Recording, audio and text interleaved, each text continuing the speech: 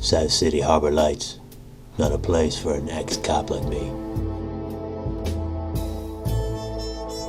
The memories of ferocity, corruption, and drug busts are flooding back like a wave of nightmares. I'm still waiting to wake up. Seen a lady in here? Tall, pretty, blonde hair, and a print jacket. No, sir. No blood I've been in here, the bar kid said in a squeaky high voice. Thanks. Kind of one of your finest French beers. Make it fast, will you?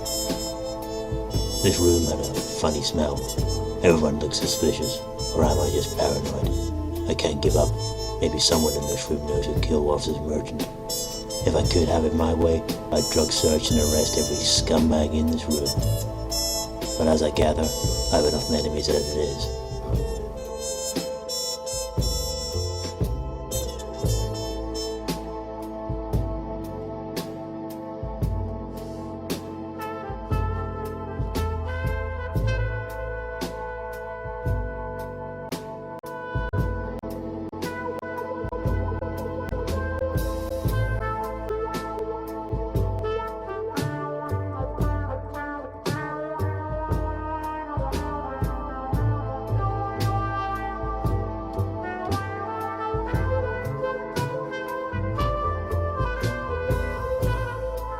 May I have a seat, handsome?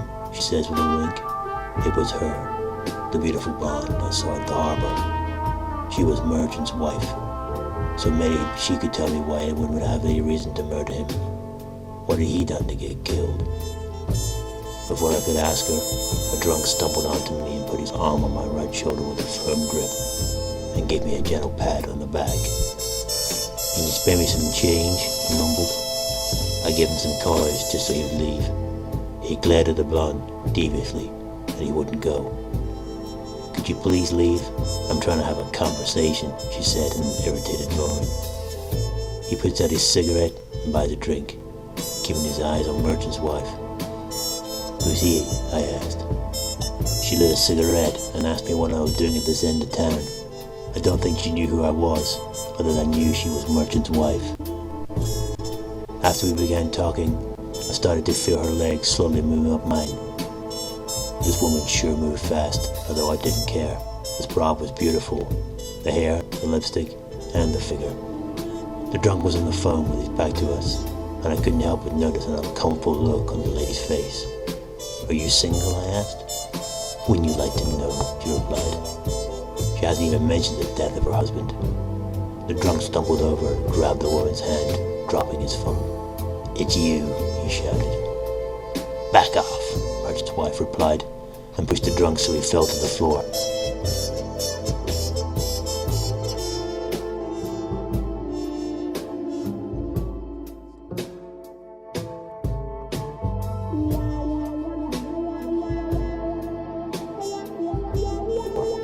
The drunk reached towards his belt. The drunk was grinning.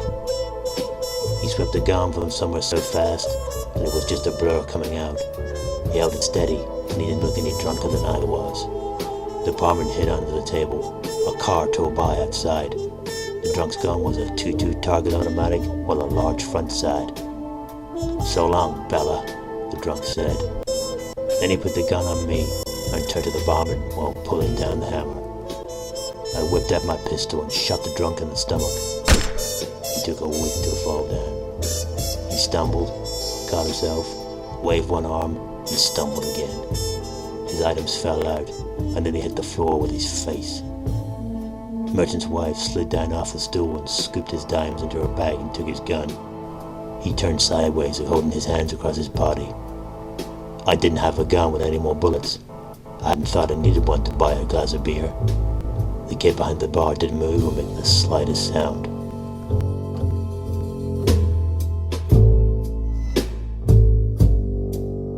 The drunk fell, the door lightly with his hands, keeping his eyes on us, then pushed it, threw it backwards.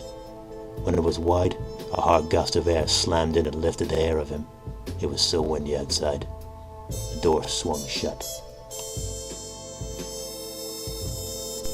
The car outside let out a roar, and when I got onto the sidewalk, it was flicking a red smear of taillight around the nearby corner. There were people and cars up and down the block as usual. Nobody acted as if a gun had just gotten off. The wind was making enough noise to make the hard, quick rap of air breeze into this cold room.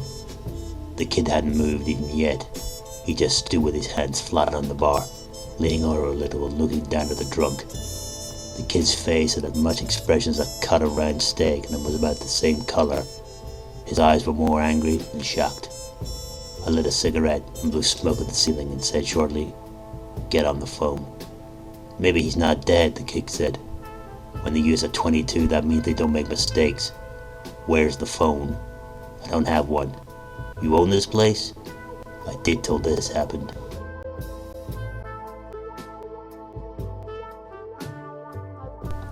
The kid looked out the door and closed it. There were police everywhere. The drunk was lying there pale as a ghost. The merchant's wife looked worried and confused. She was holding a gun like they would her baby. "The ring!" the drunk screamed with a gasp of air he had in his body. "What ring?" I asked. The merchant's wife stood back, gripping the gun. I grabbed her by the hand and saw she was wearing a gold ring with the letter S on it. This wasn't just any ring. This was Sergeant Merchant of the police force's ring. She put the gun to my head with no thought whatsoever.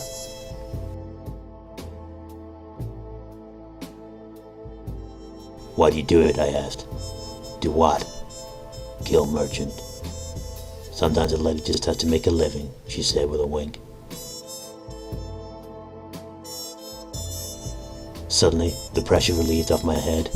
The gun slid down the side of my face with relief as I watched that young, blonde, beautiful lady turn, fall backwards. Her eyes rolled into the back of her head. The lady collapsed with a thud. The man who I thought was nothing but a drunk dropped the pistol and his license.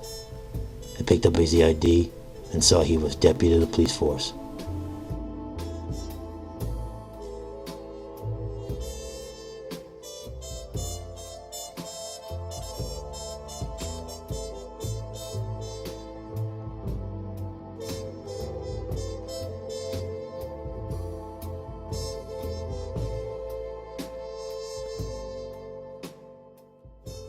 It was too late.